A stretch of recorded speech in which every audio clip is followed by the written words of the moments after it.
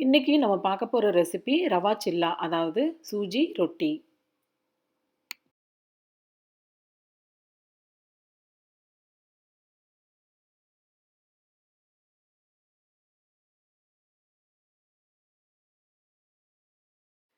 இப்போ இந்த ரெசிபிக்குள்ள போறதுக்கு முன்னாடி ரவையோட ஹெல்த் பெனிஃபிட்ஸ் என்னென்னன்னு பார்க்கலாம்.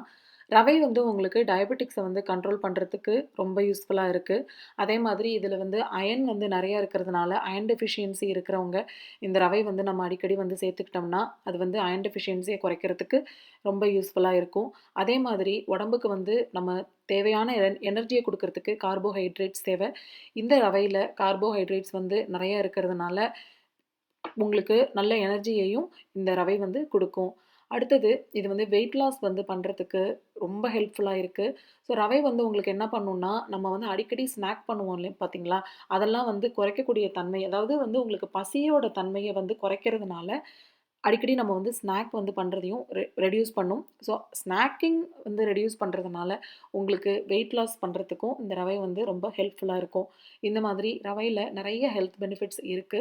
ஸோ நம்ம அடிக்கடி இத வந்து உப்புமாவாவோ, இல்ல இந்த மாரி அடை அல்லது ரொட்டி, இல்லன்னா கஞ்சி இந்த மாதிரி ரவை வந்து அடிக்கடி சேர்க்கும்போது, இந்த மாதிரியான ஹெல்த் பெனிஃபிட்ஸ வந்து நம்ம வந்து அடிக்கடி உடம்புல சேர்த்துக்கலாம். ஸோ இப்போ நம்ம இந்த ரவா சில்லா எப்படி பண்றதுன்னு பார்க்கலாம். இதுக்கு தேவையான பொருட்கள்: 1 கப்பு ரவா, 1/2 கப்பு தயிரு. 1 கப்பு ரவைக்கு வந்து 1/2 கப்பு தயிர் வந்து கரெக்ட்டா இருக்கும். துருவி வச்சிருக்கிற கேரட், கொத்தமல்லி தழை வந்து நல்லா பொடி பொடியா நறுக்கி போட்டுடலாம்.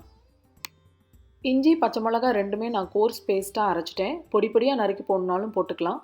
குழந்தைங்க சாப்பிட்றதுனால காரம் வந்து இடையில தடப்படும். அதனால நான் வந்து அரைச்சு போட்டுட்டேன்.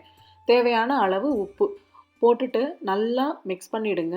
மிக்ஸ் பண்ணிட்டு ரொம்ப கெட்டியா இருக்கும். அதனால கொஞ்சமா தண்ணி விட்டு கொஞ்சம் தள தளன்னு கலந்துக்கலாம். இந்த கலந்து வச்ச மாவ ஒரு 20 நிமிஷம் ஊறட்டும். ஊறுனதுக்கப்புறம் ரவை வந்து நல்லா ஃப்ளஃபியா கிடைக்கும் நமக்கு. ஸோ ஒரு 20 மினிட்ஸ் வந்து இத மூடி வச்சிடலாம் இப்போ. 20 நிமிஷத்துக்கு அப்புறம் மாவ நல்லா இன்னொரு தடவ கரண்டியில கிளறி விட்டுட்டு, கொஞ்சம் தண்ணி சேர்த்துக்கலாம். ஏன்னா மாவு வந்து ரொம்ப கெட்டியமா இருக்கும். ரவை கொஞ்சம் ஊறி வந்திருக்கும் இல்லையா? அதனால. ஸோ மாவோட கன்சிஸ்டன்சி வந்து உங்களுக்கு திக்காவும் இல்லாம, வாட்டரியாவும் இல்லாம, இந்த மாதிரி எடுத்து ஊத்துற அளவுக்கு கன்சிஸ்டன்சி இருக்கணும்.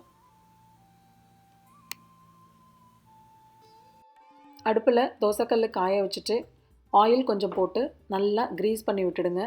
மாவ கொஞ்சம் கொஞ்சமா ஸ்பூன்ல எடுத்து, இந்த மாதிரி ரொம்ப சின்னதாவும் இல்லாம, பெருசாவும் இல்லாம, நீங்க வந்து உங்களோட கல்லு சைஸுக்கு தகுந்த மாதிரி 4 இல்ல 5 எத்தனை வேணாலும் ஊத்திக்கலாம்.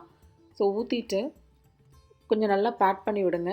பண்ணதுக்கு அப்புறமா சப்பாத்தி தேய்ப்போம் இல்லையா? அந்த ரோல் பின்ன அடியில எண்ணெயில வந்து முக்கி எடுத்துட்டு, இந்த மாரி நல்லா நடுவுல வந்து சென்டர்ல ஒரு ஹோல் வந்து போட்டுடுங்க.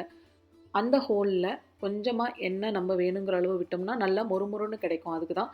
ஸோ சுத்திலும் எண்ணெய் போட்டு, நடுவுல அந்த ஹோல்லையும் கொஞ்சம் எண்ணெய் விட்டுட்டு, நல்லா இப்போ வேகட்டும்.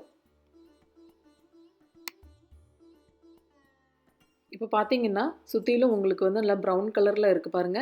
ஸோ இந்த டைம்ல தோசை திருப்பியால திருப்பி விட்டு, அடுத்த சைட்லயும் நல்ல ஒரு 2 மினிட்ஸ் மொறுமொறுன்னு வேகட்டும்.